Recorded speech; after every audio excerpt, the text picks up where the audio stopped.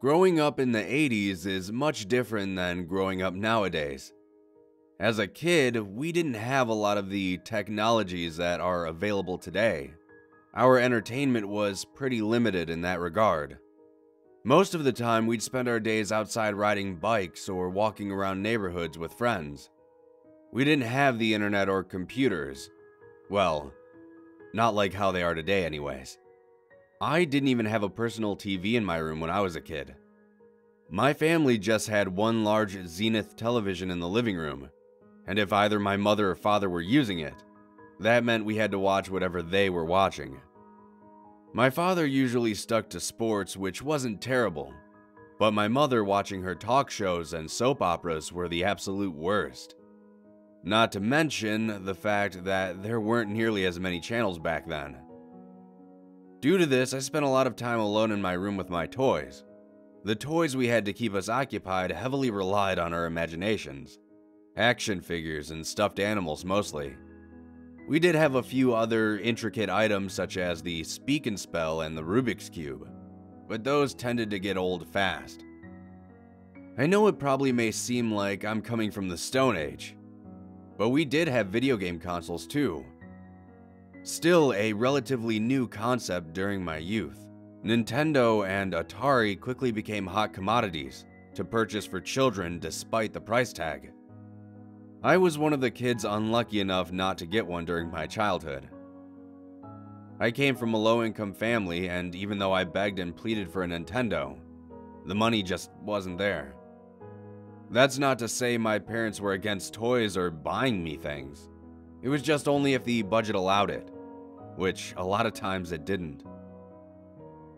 When I was 5, I had difficulty sleeping. I had the most crippling fear of the dark you could ever imagine. I would lie awake shaking underneath my blankets, staring at anything and everything that resembled a monster. Pile of clothes, a coat rack, shadows, you name it. My mom tried to quell the fear with nightlights, but those almost seemed to make things worse. The shadows cast off of them seemed to transform into demonic shapes on my walls. Even those didn't last very long anyways, as my father had a bad month at work and came home in a rage.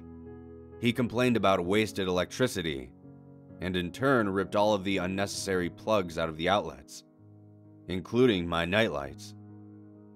That Christmas, my mother had saved up some money and bought me a present. When I tore the wrapping paper away, I was greeted with two eyes looking back at me. I almost screamed as I dropped the box. Seeing my fear, my mother took control of the situation. She removed the rest of the paper to reveal a teddy bear, but not just any teddy bear. A Teddy Ruxpin, the magically animated storytelling bear. Even though it wasn't a Nintendo, I was just happy to receive a present at all. My mother told me that Teddy Ruxpin would also help me get to sleep, and would watch over me and keep me safe. This made me feel a lot better, and for many years, even after I grew out of my fear of the dark, I was unable to sleep without listening to him. It's been almost 30 years since then. I've grown up, have my own place, and a nice steady job. My life is, for lack of a better word, normal. My mother had called me a month ago in regards to picking up some of my old things from the house. I had gone over, and even though my mom had neatly packed everything up into boxes for me, I couldn't help myself. I immediately opened up each of the boxes, and with every one I opened, the nostalgia trip grew. Most of the old boxes were filled with clothes, but then I opened the ones containing my old toys. There, buried under G.I. Joes and a couple of board games, was that familiar face. I pulled him out and held him for a moment. All his stories rushed back to me, and I couldn't help but smile. My mom told me she was unable to find the books to go along with it, but did manage to save a couple of his cassette tapes. I packed everything up and took it back to my place. That night, while I was sitting there relaxing and watching the game, I heard something coming from the other room. It sounded like a muffled voice. Confused, I got up and went to investigate. As I got closer, the noise grew louder until I arrived at the collection of boxes. When I did, the voice seemed to stop almost instantly. I opened the boxes thinking that Teddy must have gotten turned on when I was looking at it earlier. I pulled him out and examined him. Sure enough, he was turned on and had one of his tapes loaded in. I removed the tape and switched him off before setting him back in the box. It was about time for bed as I had to be at work early the next morning. So I shut off the TV and made my way to the bedroom. As I did, I happened to pass by the spare room I used mainly for storage. I heard a voice say out loud, "Hello." I stopped dead in my tracks and turned to the room. Hesitantly, I walked in and saw Teddy sitting there next to the box. I was sure I had placed him back inside of it, but quickly disregarded it.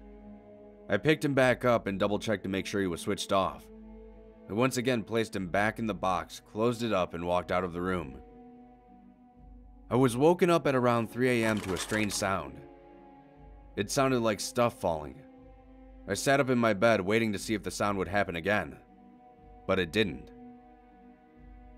I'm not sure why, but looking around my dark room at 3 a.m. made me remember the fear I had when I was a kid. Then, I heard a word echo from the other room. "Hello." Instantly, I recognized it as Teddy Ruxpin, and assumed the box must have fallen over. I got out of bed and sluggishly walked over to the other room. I had to rub my eyes twice after seeing what I did. The box that Teddy was in was completely torn open. All my toys were strewn about the ground, and at the center, sitting by himself, was Teddy. I walked over to him, taking care not to step on one of the million army men that littered the ground like landmines. I picked him up, and when I did, he spoke. "Hello. My name is Teddy Ruxpin. How are you today?" I turned him over and opened his battery compartment. When I went to take out the batteries, he said something else. "I wouldn't do that if I were you." I immediately dropped him and backed away. I had never heard him say that before. He lay silently on the ground for a few minutes. Thinking that my tiredness had simply gotten the better of me, I walked over to him and picked him up once again.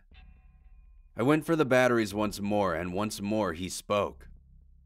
"You'll be Sorry. But as I removed one of the batteries, his voice trailed off. Must have gotten defective with his old age, I thought. I set it next to one of the remaining boxes and decided to clean up the mess when I got home from work the next day. I went back to bed, and not an hour later I was awoken once again. This time, I could have sworn something had touched my face while I was asleep. I opened my eyes and sat up quickly. I looked around, and that's when I saw him. He was sitting with his back to my closed bedroom door. I could feel a strange tension in the air as I stared at him wide-eyed. His robotic eyes glistened in the darkness as they moved. Watching it stare at me from the floor ignited a fear long forgotten. I don't know why, but I found myself saying, "Hello?" even though I know I didn't want to reply. "Hello, Michael. I'm Teddy Ruxpin. Remember?" I felt my throat swell up as I stared at him. "Yes, I remember." "Why did you leave, Michael? I thought we were friends." "We are friends," I said. I couldn't believe I was actually having a conversation with a stuffed animal. "What do you want, Teddy?" "To show you." "Show me what?" I replied. "To show you what it's like to be left scared and alone." I'm not sure what came over me, but I jumped out of my bed and grabbed Teddy as hard as I could. I took him outside into my backyard and doused him in gasoline. All the while, he kept repeating, "I won't die. I won't die. I won't die." I struck a match and set him ablaze. The smell of cotton and plastic burning filled the night air. The whirring of animatronics creaked and groaned. Through the crackling fire, Teddy spoke one last time. You will know what it's like to be left Scared and alone. I threw his remains in the trash can and sat up the rest of the night drinking. I called in sick from work the next day and I tried to chalk the whole thing up as one messed up nightmare.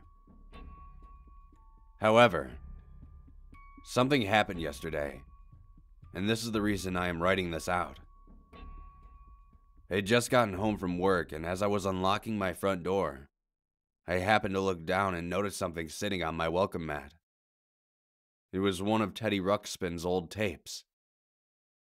I know this all sounds far-fetched, but I don't think Teddy Ruxpin is gone. I think he's just waiting to come back when I least expect him.